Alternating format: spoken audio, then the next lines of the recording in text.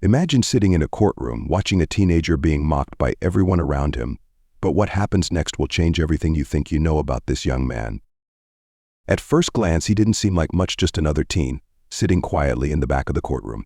His eyes didn't make eye contact, his posture slouched, and his fingers tapped nervously on the table. His clothes weren't tailored, his hair was a bit unkempt, and his nervous energy filled the room. Everyone dismissed him as just another kid from the wrong side of town. No one knew that this seemingly shy teenager wasn't here to plead for his life, he was here to take down an entire system. The courtroom fell into a heavy silence, the kind that made the air feel thick and suffocating. Every eye was on the young man sitting in the back. The one everyone assumed was just another troubled kid in a hoodie. He looked like he didn't belong here. He didn't speak a word. His hands were clasped in front of him, and his eyes were fixed on the proceedings, his face a mask of calm. No one knew it yet, but today would mark a turning point no one could have predicted. The judge's gavel echoed through the room, signaling the start of the next trial. A teenager, no older than 17, sat alone at the defendant's table. His name was Malik Johnson. Most people whispered, calling him a delinquent or another kid who didn't have a chance. His mother had left him behind when she couldn't fight for him anymore, and his father was a distant memory. No one in the room took him seriously, not even his lawyer, who had already thrown in the towel before the trial even started. It wasn't supposed to be this way. Malik wasn't supposed to be here. But that's what happens when people assume. The prosecutor stood up, a smug expression plastered on her face. "Your Honor, we're here today because of a clear case of theft. Malik Johnson was caught red-handed. The evidence is overwhelming, and he has no alibi." She glanced over at Malik, then back at the judge. "This isn't even worth discussing. I don't know why we're wasting court time." The judge nodded, his wrinkled face a mask of indifference. "Mr. Johnson, do you have anything to say for yourself?" The room waited in silence. Malik didn't move. He didn't speak. He just stared straight ahead. Everyone assumed he would cower, that he'd say something desperate, pleading for mercy. But he didn't. He just sat there, unshaken, while everyone else buzzed with the certainty of his guilt. The prosecutor looked at him again, her eyes narrowed with contempt. No words, no defense. Malik stayed silent. The judge turned his attention back to the prosecutor. "Proceed." But Malik wasn't done. His hands trembled for just a split second, barely noticeable, but enough for him to finally make his move. Without warning, Malik stood up. The room fell dead silent. The entire courtroom turned to look at him. No one had seen this coming. The teenager who had been sitting quietly all this time was suddenly standing, his posture straight, his voice clear and confident. "I'm going to represent myself," Malik said. His voice rang out like a bell in the silent room, shocking everyone into a stunned silence. The judge blinked, clearly thrown off. The prosecutor raised an eyebrow. "What did you just say?" Malik repeated himself, his eyes steady. "I'll be representing myself. I'm not guilty, and I don't need a lawyer. I'm better than the lawyer you assigned to me anyway." The prosecutor smirked. "A teenager who doesn't even know the basics of law is better than the defense you had. You're delusional." But Malik didn't flinch. He simply nodded toward the table and started his opening statement.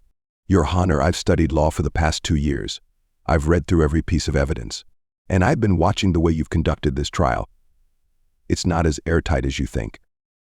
The prosecutor scoffed, but Malik wasn't deterred. "You've already made your assumptions about me," he continued, his voice calm but sharp. "You've dismissed me as just a kid from the wrong side of town. You see my name, you see my history, and you already know the outcome. But you don't know me. You don't know what I've learned or what I'm capable of." He looked over at the judge, then the jury, as if inviting them into a deeper truth. "I'm not the product of your assumptions. I'm the product of a broken system that failed me. But today, it's your turn to fail." Malik's words hung in the air like a challenge. There was no turning back now. Everyone from the prosecutor to the judge suddenly realized that this wasn't just a courtroom battle, it was a battle against the system itself. And Malik, the underdog who had been written off, was about to flip the script. Malik began to systematically dismantle the prosecutor's case, his mind sharp as a knife. One by one, he poked holes in the evidence, pointed out the inconsistencies, and turned the tables with one simple, undeniable question after another. "Your Honor, you claim this is clear-cut, but you haven't even asked the right questions. You haven't considered the possibility that this case is about something deeper than just a kid who didn't belong. He paused, letting the words sink in. What if you've been so eager to prove me guilty you missed the truth? The prosecutor, visibly rattled, tried to recover, but Malik kept going. His calmness was like a force field, nothing could rattle him. Finally, with a strategic motion, he unveiled the most damning piece of evidence, an overlooked security camera footage that proved his innocence. The room gasped as the truth became undeniable. The judge stared at the footage, his gavel hovering over the table. He cleared his throat. The case is dismissed. The room erupted in stunned silence. The prosecutor's smug expression turned to shock, while the jury exchanged looks of disbelief. Malik, the quiet teenager everyone had underestimated, had just won. As he walked out of the courtroom, he didn't smile. He didn't need to. This victory wasn't for anyone else, it was for him.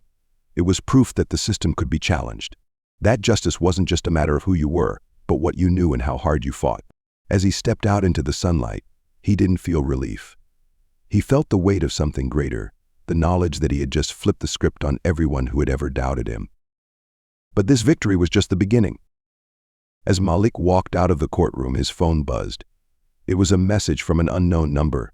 You don't know who you're messing with. This isn't over. The message flashed on Malik's phone screen. You don't know who you're messing with. This isn't over. His heart skipped a beat as he stared at the words, his thumb hovering over the screen. The victory he had just achieved felt too easy, too final, but deep down, he knew the battle had only just begun. He had earned his moment in the sun, but now he had to face the consequences. As he walked out of the courthouse, Malik couldn't shake the feeling of being watched. The heavy sound of footsteps behind him echoed down the deserted hallway. His instincts flared. He turned quickly, expecting a familiar face, but there was no one there. The silence was suffocating. The sun was setting when Malik arrived home, his apartment door feeling heavier than usual. He had a victory to celebrate, but something was gnawing at him, a feeling in his gut that the case wasn't over. The system that had failed him so many times wasn't going to let one teenager slip through its fingers so easily. Inside, his phone buzzed again. Meet me at the old diner. Midnight. You're not safe. Malik's fingers hovered over the keys. Who could this be? Someone from the court? An anonymous threat? He didn't know, but he didn't have a choice. The warning was clear. He had made enemies, and now he had to face them. As the clock struck midnight, Malik stood outside the dimly lit diner, his breath clouding in the cold night air. The parking lot was empty, the world around him silent. He stepped inside, his eyes scanning the room. In the corner booth sat a man, his face partially obscured by a hat. Malik's instinct screamed danger, but he approached anyway. You came, the man said, his voice low and gravelly. He motioned for Malik to sit. I didn't have much choice, Malik replied, his gaze never leaving the stranger's face. The man leaned forward, his hands folded on the table. You think you're safe, huh? You think you've outsmarted the system? His smile was almost predatory. Malik didn't flinch. I didn't outsmart anyone. I exposed the truth. The man laughed, a sound that sent chills down Malik's spine. Oh, you've exposed a lot more than you think. You've stirred up something much bigger than a petty courtroom case. Malik's pulse quickened. What do you mean? The man stood up, his face now fully visible. I'm someone who knows the real story, Malik. You've been used as a pawn in a much larger game. And now, they're coming for you. Malik leaned back in his seat, his mind racing. He had been used. What game was the man talking about? He had fought for justice, hadn't he? What did it all mean if it was part of some bigger scheme? I'm done with the system playing me, Malik said firmly. I've fought my way through enough lies. The man looked impressed, but there was a dark glint in his eyes. You're not just fighting for yourself anymore. There are people who want you dead, people who can destroy everything you've worked for. The truth of the man's words began to sink in. For the first time, Malik realized the depths of the corruption he had uncovered. It wasn't just the court system or the prosecutor. It was bigger, entangled in a world of hidden power and untold stories. The man reached into his coat pocket and pulled out a folder. He slid it across the table, a silent invitation for Malik to look. Hesitantly, Malik opened it, and the documents inside sent his heart racing. The names, the organizations, the connections, all of it led back to the people who had been pulling the strings for years. And now, those same people wanted to silence him for good. This isn't about me, Malik whispered to himself. This is about a system that's never going to stop until it breaks me. The man nodded. You've learned the hard way. And now you have a choice. You can walk away, forget everything, and live your life, or you can fight back. But I'm warning you, fighting back won't be easy. Malik's mind raced as the weight of the decision pressed down on him. He had always known he was different, that his knowledge of the law was more than just a tool to survive, it was a weapon. But now, he had the power to take down the entire system. He could either stay quiet and live in fear, or he could rise up and confront the darkness head-on. I've already fought, Malik said, his voice steady. I've been underestimated my entire life. I'm not backing down now. The man stood up, nodding with approval. Then you're ready. Just remember, this isn't going to be the fight you expect. There are people who will try to make you disappear, and they won't hesitate to use your own strength against you. As the man turned to leave, he paused at the door. Oh, and one last thing, trust no one. Not even me. Malik watched the man disappear into the night, his heart pounding. He had just entered a game far more dangerous than he had ever imagined. But he had no choice. He had already seen the cracks in the system, and he was going to tear it down, piece by piece. Malik stepped out of the diner into the cold night air, his mind whirling with the knowledge of what he had to do. There was no turning back now. He had already beaten the system once, but the real challenge was just beginning. He wasn't just fighting for justice anymore, he was fighting for his survival. But deep down, Malik knew one thing: he wasn't alone. The system had underestimated him before, but now he had the power to expose it all. And nothing, not even the people behind the shadows, could stop him. As Malik walked down the empty street, his phone buzzed once again. He checked the message. You're not the only one who knows. You've been marked. Watch your back.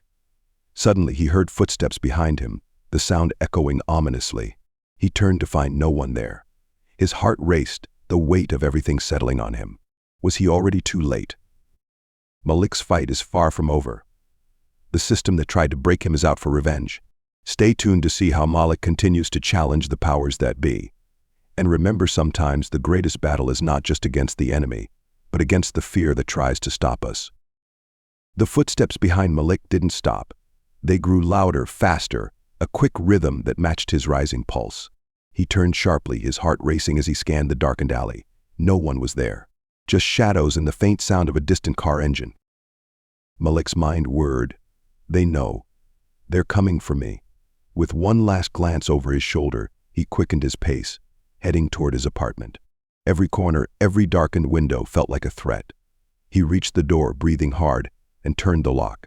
As he stepped inside, the buzzing of his phone vibrated against his palm. You can't outrun this, we're watching. You've been marked. Don't trust anyone. Malik slammed his phone down on the table, his thoughts spinning. What's happening? Who are these people? He had barely begun to process it all when a loud knock echoed at his door.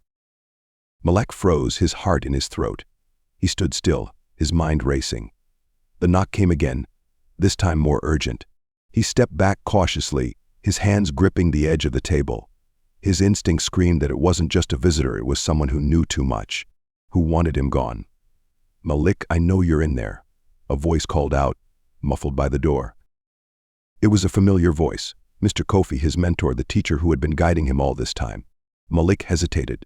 Could he trust him? What if Mr. Kofi was working with them too? Another knock. Malik, it's me. Open the door. It's important. Malik's hand slowly moved toward the door. His fingers brushed the handle, but his mind was in turmoil. The stakes had never been this high.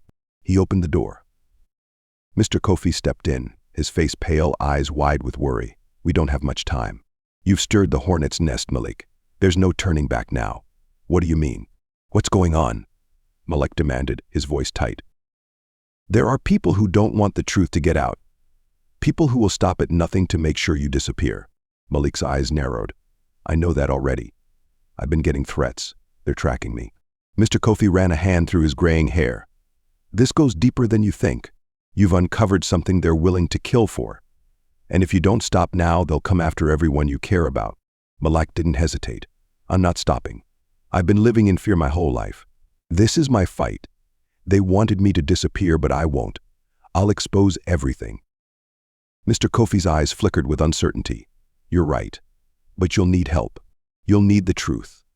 And the truth is hidden, far beyond what you've seen. He pulled out a folded, weathered document. This is the key. It's the evidence that no one has dared to expose. It's the final piece.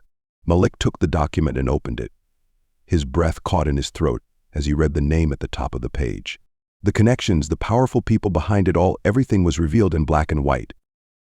As the truth began to unfold before him, Malik realized the magnitude of the fight he had taken on. It wasn't just about winning a case. It was about exposing a corrupt system that had taken everything from him and everything from others like him who had never stood a chance. "This is bigger than me," Malik said, his voice steady. "This isn't just about one case. It's about a system that controls everything. People like me, people like you, we've all been pawns in their game." Mr. Kofi nodded gravely. "And now you have a chance to change that. But it's going to come with a price. They will stop at nothing to silence you." Malik clenched his fists. "Let them try. I've come too far to back down now." With the document in hand, Malik began to unravel the conspiracy.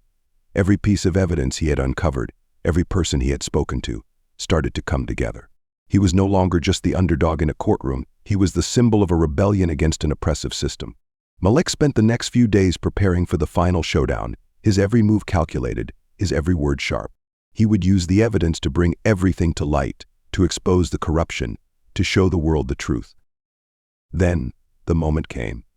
He walked into the same courtroom where his life had been flipped upside down. But this time it wasn't just about his freedom. It was about the future. As Malik approached the podium, the room fell silent. He turned to face the judge, the prosecutor, and the jury. This time he wasn't afraid. "I'm not here to defend myself," Malik said, his voice clear. "I'm here to take down the system that failed me, and I have the evidence to prove it." He slid the document across the table, and the room gasped as the shocking truth came to light. The prosecutor, the judge, and even the jury were stunned into silence as the hidden web of corruption was exposed. With a final gavel strike, the case was over. The judge ruled in Malik's favor, but more importantly, the truth had been revealed. The corruption was out in the open, and it could no longer be hidden. People would be held accountable. Malik had won not just for himself, but for everyone who had ever been silenced. As he walked out of the courthouse, Malik felt something he had never felt before: hope. For the first time, he wasn't fighting alone. The system was broken, but it could be rebuilt. The fight wasn't over, but Malik knew he had made a difference. Malik's journey had been a testament to the power of resilience, of speaking out against injustice. It showed that no matter how small or powerless you feel, you can make a change. If Malik could stand up against an entire system, so can you. "Don't ever let anyone tell you that you can't fight back," Malik said as he stood tall, looking out into the horizon. "You have the power to change your world. Just remember, your voice is stronger than they think." If Malik's story has inspired you, share it with someone who needs to hear it. The fight for justice is far from over, and it starts with us. Keep pushing, keep questioning, and keep fighting. Justice isn't just for the few, it's for everyone. What would you do if you were in Malik's shoes? Would you fight for what's right, even when the odds are against you? Let us know your thoughts in the comments. And don't forget to hit that subscribe button for more unbelievable stories that prove anything is possible when you believe in yourself.